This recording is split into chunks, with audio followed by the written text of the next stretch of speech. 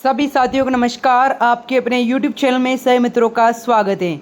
सरकार का बड़ा तोहफा, सैलरी में होगी बम्पर बढ़ोतरी, 40,000 से 96,000 तक की बढ़ोतरी। चलिए जानते हैं साथियों इस चैनल के माध्यम से बड़ी महत्वपूर्ण अपडेट, लेटेस्ट जानकारी। RBI communication news, PM Modi की बड़ी महत्वपूर्ण अपडेट, लेटेस्ट जानकारी जो कि इस प्रकार चैनल के माध्यम से अवगत करा रहे हैं। तो जितने भी कर्मचारी अधिकारी जुड़े हैं चैनल के माध्यम से, सभी से मेरा निवेदन है, यदि आपने अभी तक चैनल को सब्सक्राइब नहीं किया है तो आप जल्द से जल्द चैनल को सब्सक्राइब कर लीजिएगा और इस वीडियो को शेयर करने का प्रयास करें। तो चलिए जानते हैं लेटेस्ट जानकारी अपडेट को। आरबीआई न्यूज़, भारत सरकार हर कुछ सालों में केंद्रीय कर्मचारी की सैलरी और भत्तों को लेकर एक नया वेतन आयोग यानी पे कमीशन लागू करती है।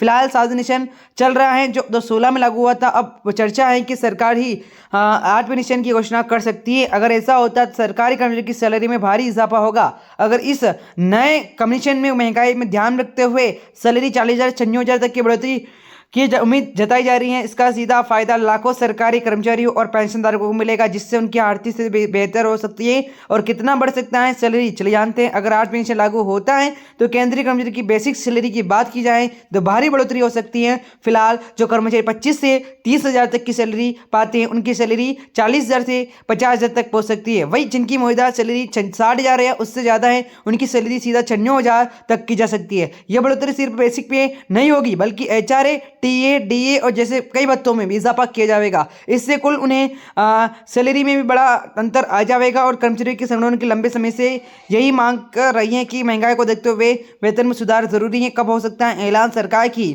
ओर से? अब तक 8वीं तिमाही को लेकर कोई आधिकारिक तारीख नहीं दी गई है, लेकिन मीडिया रिपोर्ट के सूत्रों के अनुसार 2025 या 2026 की शुरुआत में इसे लागू किया जा सकता है। और ये संभावना है कि इसलिए बढ़ गई है क्योंकि 7वीं तिमाही को लागू किए 10 साल होने वाले हैं। इसके अलावा सरकार चुनावी सालों में कर्मचारियों को तोहफा देने के लिए ऐसी घोषणाएं करती रहती है। अगर कैबिनेट की से मंजूरी मिल सक जाती है तो कुछ महीनों में इजाफा ऐलान हो सकता है। अब तक के लिए कर्मचारियों को इंतजार करना होगा, लेकिन उम्मीद बहुत मजबूत है। किससे मिलेगा फायदा, चलिए जानते हैं लेटेस्ट अपडेट को। पूरी अपडेट को जानकारी इस चैनल के माध्यम से जरूर देखिएगा, चैनल को सब्सक्राइब जरूर करें। तो बात की जाए एडमिशन लागू होने पर इसका फायदा, केंद्र सरकार के सभी विभागों के स्थायी कर्मचारियों को मिलेगा। साथ ही रेलवे, डाक विभाग, रक्षा विभाग, मंत्रालय और शिक्षण संस्थानों कार्यरत कर्मचारियों को भी इसका सीधा लाभ होगा। सिर्फ मौजूदा कर्मचारी ही नहीं बल्कि पेंशनधारकों की भी पेंशन इजाफा मिलेगा, क्योंकि उनका हिसाब भी अंतिम सैलरी पर आधारित होता है। इसके अलावा अन्य राज्य सरकारें विवाद में इसी पैटर्न पर अपने कर्मचारी के लिए वेतन संशोधन कर सकती है। कुल मिलाकर लाखों कर्मचारी लोगों को जिनकी में बड़ा बदलाव आएगा, उनकी खर्च करने की क्षमता भी बढ़ेगी।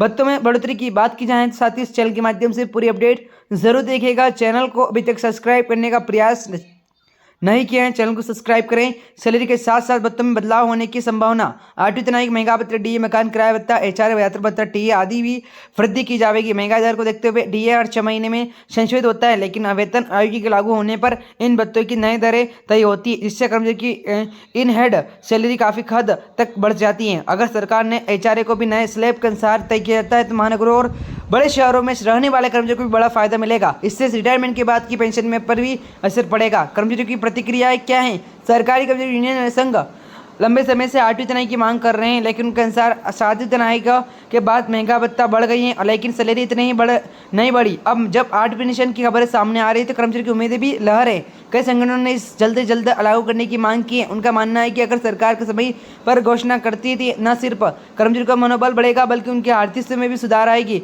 साथ ही यह सरकार की लोकप्रियता बढ़ाने की मददगार साबित हो सकता है। तो जितने भी कर्मचारी जुड़े हैं चैनल के माध्यम से, सभी से मेरा निवेदन है, यदि आपने अभी तक चैनल को सब्सक्राइब करने का प्रयास नहीं किया है तो आप जल्द से जल्द चैनल को सब्सक्राइब करें। मिलते हैं नेक्स्ट वीडियो में, जब तक के लिए बने रहेगा आपके अपने यूट्यूब चैनल स्टडी पॉइंट के माध्यम से। जय हिंद, जय भारत।